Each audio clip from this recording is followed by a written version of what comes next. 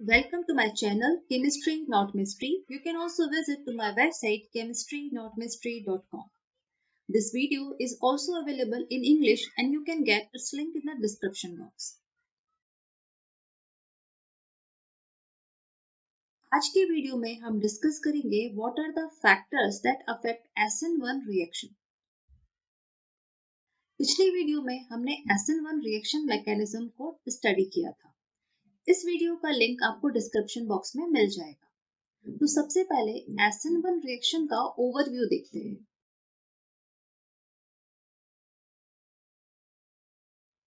SN1 reaction mechanism two step mechanism है. First step पे carbocation formation होता है. जब लीविंग ग्रुप मॉलिक्यूल को लीव करता है और कार्बन और लीविंग ग्रुप के बीच का बॉन्ड ब्रेक हो जाता है, दिस बॉन्ड इज ब्रेकिंग. जब यह बॉन्ड पूरी तरह से ब्रेक हो जाता है तो कार्बोकेटायन फॉर्म होता है. तो आपको इस रिएक्शन में कार्बोकेटायन एज अ प्रोडक्ट मिलता है और यही कार्बोकेटायन सेकेंड स्टेप जो कि अटैक ऑफ न्यूक्लियोफाइल है, इसके लिए एज अ रिएक्टेंट एक्ट करता है.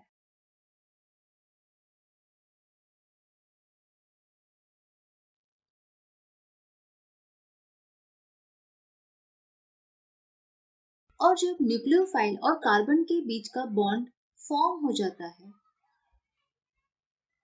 तब आपको प्रोडक्ट मिलता है.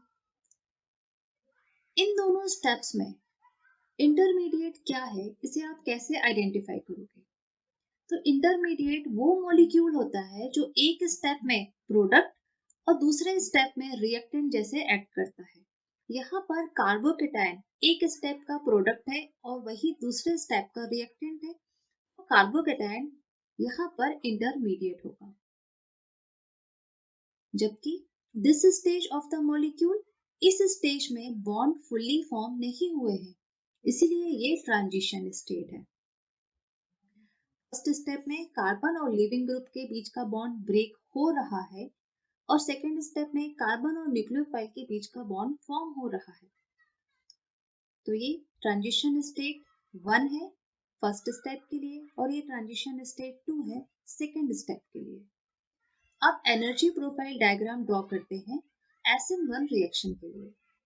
तो इसके लिए x कोऑर्डिनेट पर मैंने रिएक्शन कोऑर्डिनेट लिया है और y कोऑर्डिनेट पर एनर्जी को प्लॉट किया है. तो आपको इस तरह का एनर्जी प्रोफाइल डायग्राम मिलता है. इस एनर्जी प्रोफाइल डायग्राम को आप 2 इक्वल हाफ में डिवाइड कर सकते हो. तो फर्स्ट हाफ आपके फर्स्ट स्टेप के लिए होगा और second half second step of the reaction को रिप्रेजेंट करेगा. First half of the reaction में जो पीक मिल रही है, ये पीक ट्रांजिशन स्टेट 1 को रिप्रेजेंट करती है और ये intermediate carbocation. Second peak transition state 2 को रिप्रेजेंट करती है. ट्रांजिशन स्टेट और रिएक्टेंट के बीच का जो एनर्जी गैप होता है उसे एनर्जी ऑफ एक्टिवेशन कहते हैं. यहाँ पर मैंने EA1 से फर्स्ट स्टेप के लिए एनर्जी ऑफ एक्टिवेशन को रिप्रेजेंट किया है. इसी तरह आप energy of activation second step के लिए भी निकाल सकते हो. ये हो जाएगी EA2. जिस स्टेप की एक्टिवेशन एनर्जी सबसे ज्यादा होती है वही रेट डिटरमाइनिंग स्टेप होता है. यहाँ पर EA1 की एनर्जी ज्यादा है एज कंपेयर टू EA2. इसीलिए first step of the reaction आपका रेट डिटरमाइनिंग स्टेप होगा. आते हैं फैक्टर्स जो SN1 रिएक्शंस को अफेक्ट करते हैं.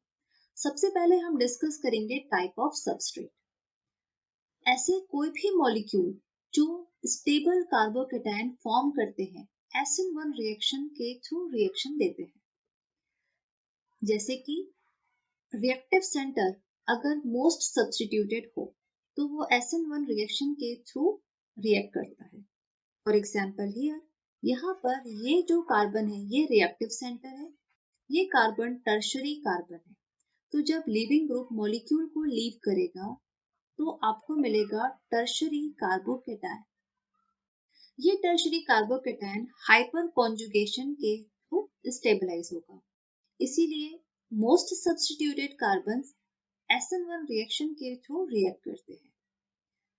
दूसरी कैटेगरी है अगर रिएक्टिव सेंटर का carbon directly electron donating group से बॉन्डेड होगा, तो इस तरह के मॉलिक्यूल भी SN1 रिएक्शन को फेवर करते हैं। यहाँ पर OMe इलेक्ट्रॉन डोनेटिंग ग्रुप है, तो जब लीविंग ग्रुप मॉलिक्यूल को लीव करेगा, फॉर्म्ड कार्बोकेटायन को OMe अपने मेसोमेरिक इफेक्ट के थ्रू स्टेबलाइज करेगा। थर्ड कैटेगरी देखते हैं जहां पर रिएक्टिव कार्बन पाई सिस्टम से बॉन्डेड है। फॉर एग्जांपल हियर यहाँ पर ये रिएक्टिव कार्बन है और ये बेंजीन के पाई सिस्टम से बॉन्डेड है। तो यहाँ पर जब लीविंग ग्रुप मॉलिक्यूल को लीव करेगा तो फॉर्म्ड कार्बोकेटायन बेंजीन के +R इफेक्ट के थ्रू स्टेबलाइज होगा। इसी तरह दूसरे मॉलिक्यूल में ये reactive carbon C double bond C से बॉन्डेड है, तो जब लीविंग ग्रुप मॉलिक्यूल को लीव करेगा तो फॉर्म्ड कार्बोकेटायन इस पाई बॉन्ड के +R इफेक्ट के थ्रू स्टेबलाइज होगा।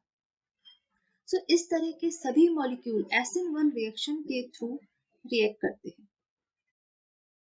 अब आते हैं टाइप ऑफ लीविंग ग्रुप पे। Good leaving group always favour SN1 reaction.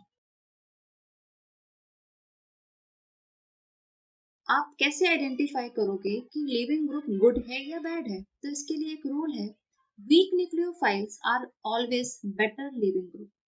For example अगर आप Rx और ROH के बीच में कंपेयर करते हो, हैलाइड अच्छा लीविंग ग्रुप है या OH माइनस अच्छा लीविंग ग्रुप है, तो इसके लिए आपको इलेक्ट्रोनेगेटिविटी कंपेयर करना होगी हैलोजन की और ऑक्सीजन की।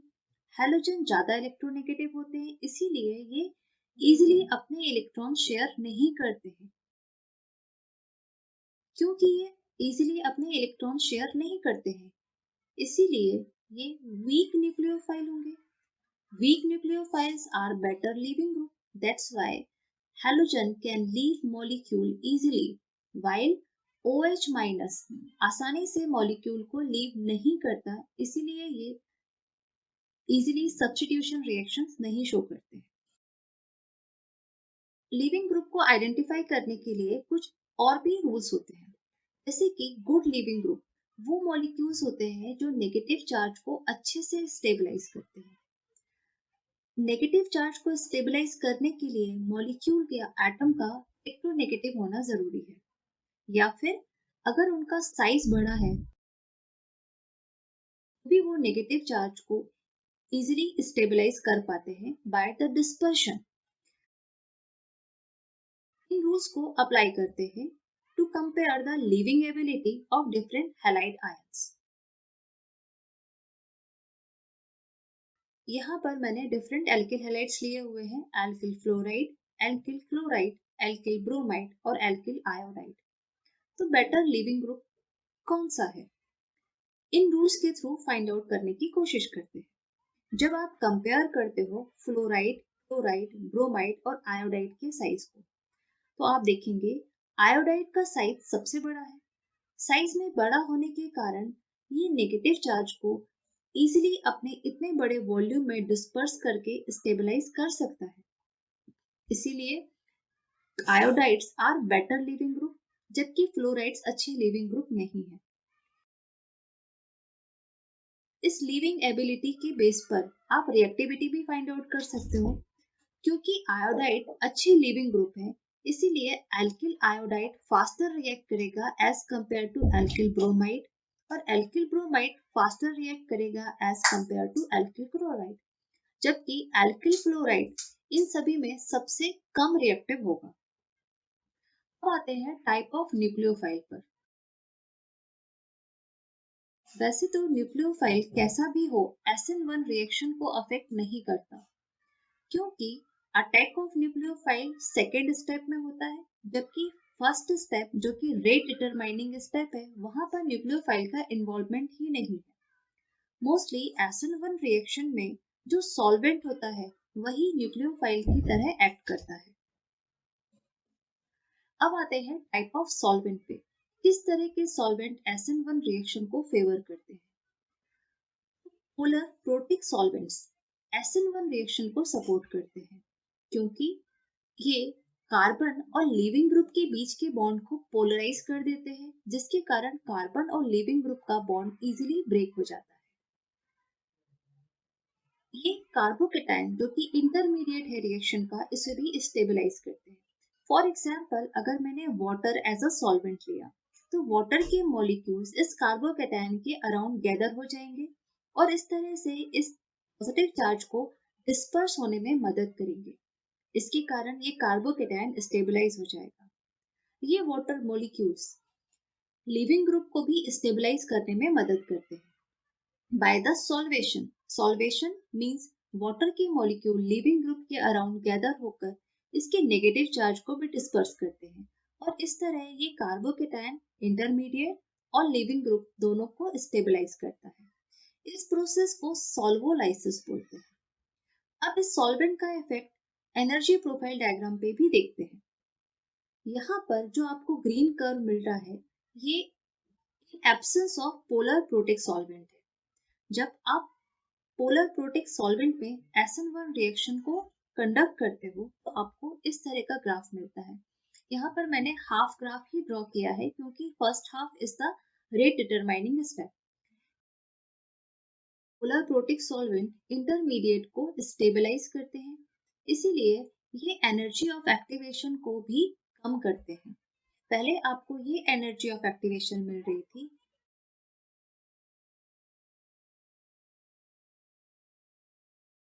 जबकि पोलर प्रोटिक सॉल्वेंट यूज करने से एनर्जी ऑफ एक्टिवेशन कम हो गई है। तो polar protic solvent energy of activation को लोअर कर देते हैं। इस तरह ये SN1 रिएक्शन को फेवर करता है। अब आपको इस क्वेश्चन का आंसर देना है।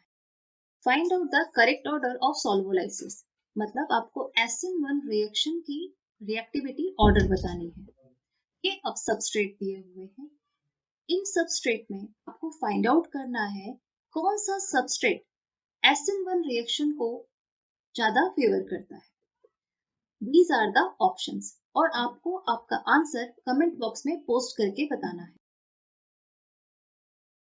कोई भी डाउट हो तो आप कमेंट बॉक्स में पूछ सकते हैं। And don't forget to like and share this video. Please subscribe to my channel and press the bell icon to get a notification.